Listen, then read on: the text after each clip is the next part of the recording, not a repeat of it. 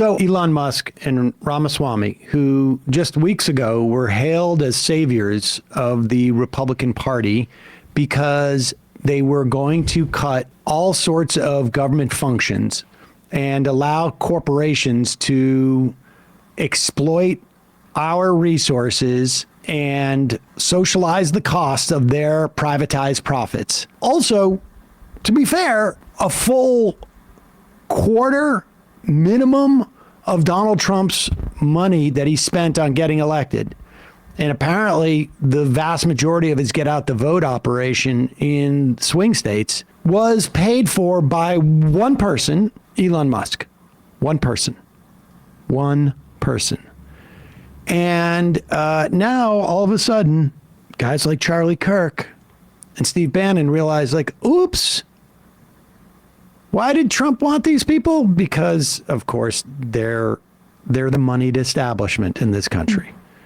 There's no such thing as someone who has $400 billion who is not part of the establishment.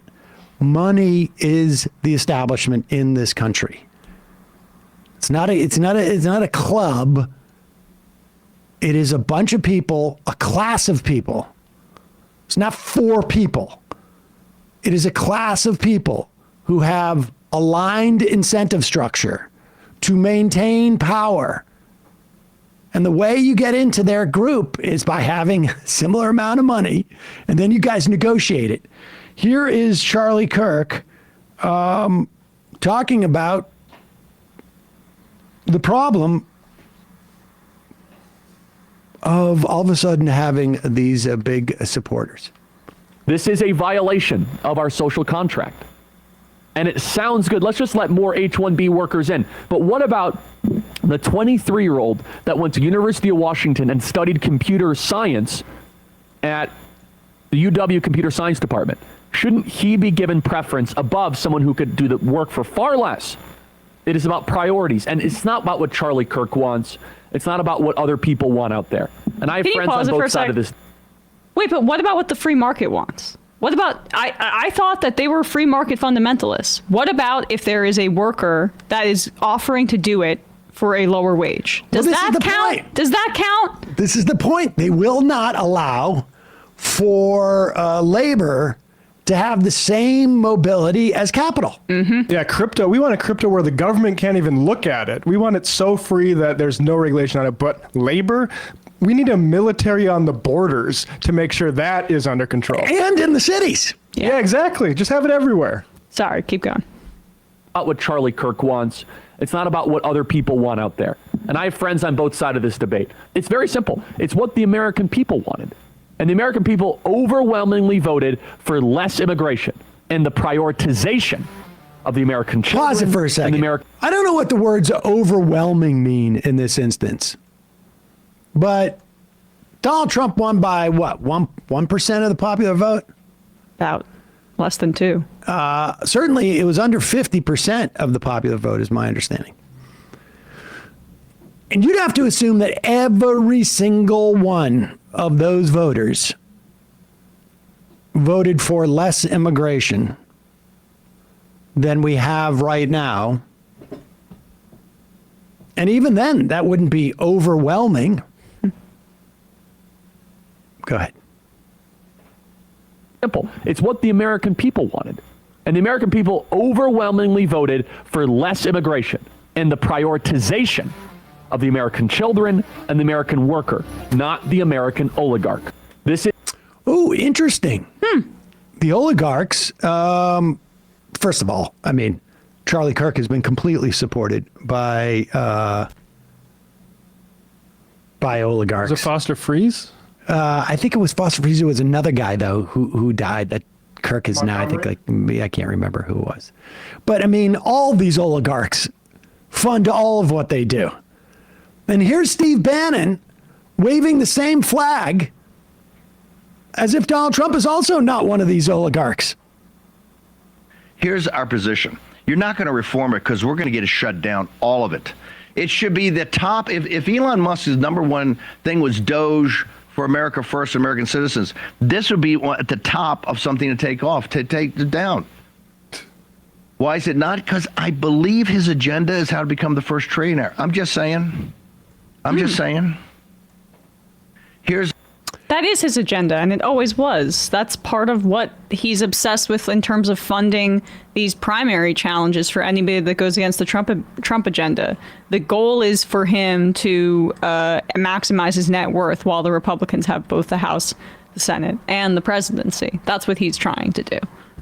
But, yeah, I mean, Trump's going to welcome that kind of money. So I wonder how they strike that balance, or if MAGA even cares at the end of the day. Well, my guess is that at the end of the day, the so-called MAGA and anything that they wanted or anything that they voted for has all been an illusion anyways. They're not going to care about this one way or another. They will get over it depending on what Donald Trump says.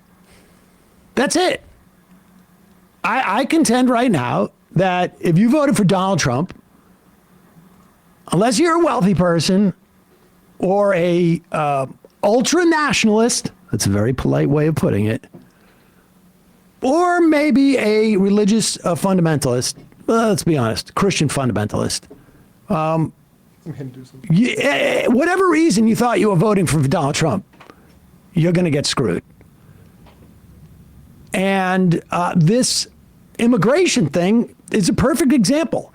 There is, if you believe there should be no immigration or less immigration in this country, there's absolutely no reason to assume that you need to import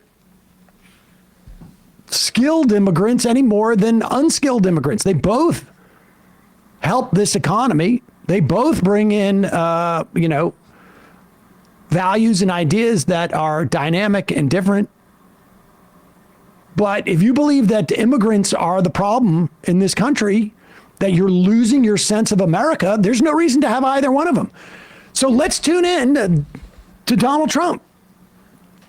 And like I say, Forbes in February of 2020 wrote a piece on how the Trump administration, the first one, really attacked and undermined the H-1B visa program. This was one of their biggest agendas. And based upon what, Bannon says, and I would imagine Stephen Miller say, it's going to be their agenda again. Why wouldn't be? That would be completely consistent. That's what we've been told people voted for Donald Trump. Can we get a drum roll, please? Can we find a drum roll? Can we find a drum roll? How do we not have a drum roll on our soundboard? Because it's a moment of suspense. I would make sure to have a drum roll on my soundboard. I got it. Ladies and gentlemen, now we will hear how Prince Trump has decided.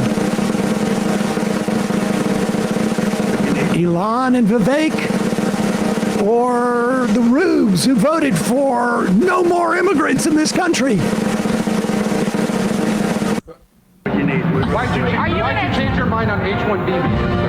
I didn't change my mind. I've always felt we have to have the most competent people in our country. We need competent people. We need smart people coming into our country. And we need a lot of people coming in. We're going to have jobs like we've never had before. But sir, you said you changed your position. Do you plan to go to the funeral next? Sad trombone now, Matt.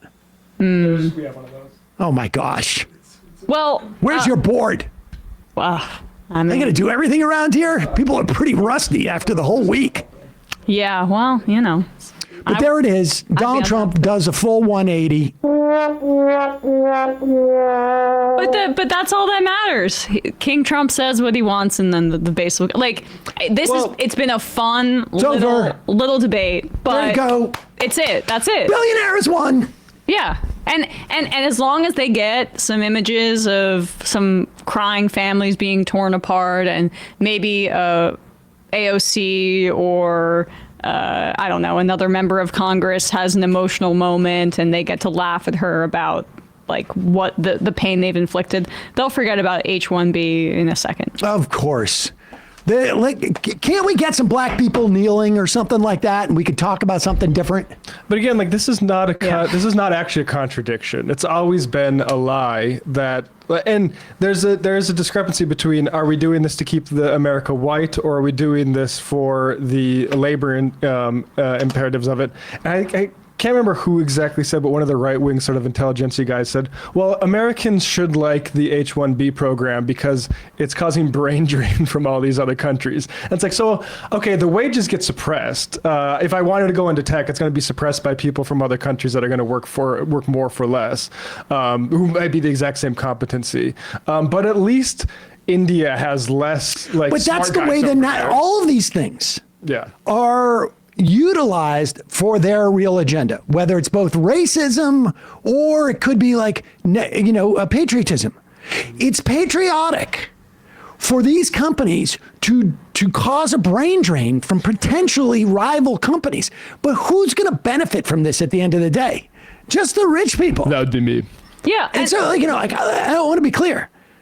Do I think we should have an H-1B program? Yes.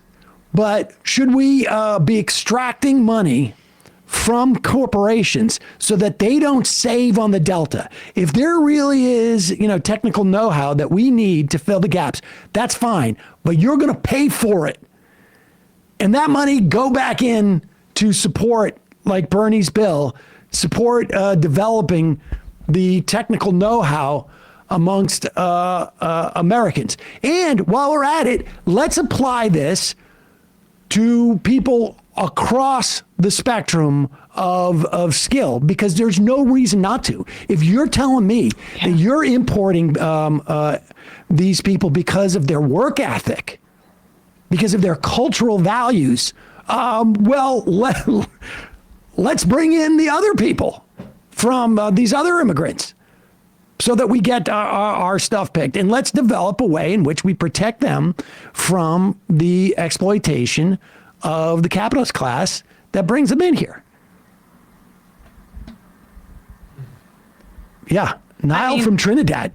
Time to hire some skilled immigrants to handle the soundboard. But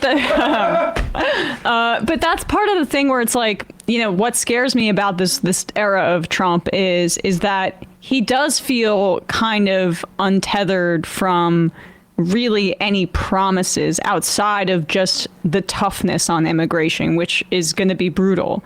But like he I think in part because the Democrats abdicated leadership and responsibility over these past 4 years and never made it so that people, like government, was delivering for them, and in a robust way and in a way that was tangible and made sense, and there was an overarching narrative, that there's a section of like folks where either they stayed home or Donald Trump makes them feel like he's plan beats no plan. Or I'd rather be entertained by my government, which both parties suck and they're not doing anything for me. And at least with him, plan beats no plan, even if the plan keeps evolving and is really made based on nothing. Actually, concept of a plan beats no plan. Exactly. And we're going to hear in history this like rewriting of this time period to talk about Donald Trump as a political force. And in terms of his charisma, I think that is valid. But there were millions of missed opportunities to put this guy in the dustbin of history where he should be. And that's a failure of the opposition party, which is basically a coalition of people who just are not Republicans, as opposed to a party that stands for something more broadly. Folks. I mean, we had to bring up the Democrats. Yeah. Yeah. Well, we got plenty of time. We're just at the beginning of the year. Although we have to do it at the end because that's when our Soros stops, tuning in. And it's past 1 p.m. It's his afternoon nap time. Exactly. Hey, folks, don't forget to hit the subscribe button and check out our daily show. We do it every day at 12 p.m. Eastern for about 2.5 hours. We even take phone calls. You should check that out.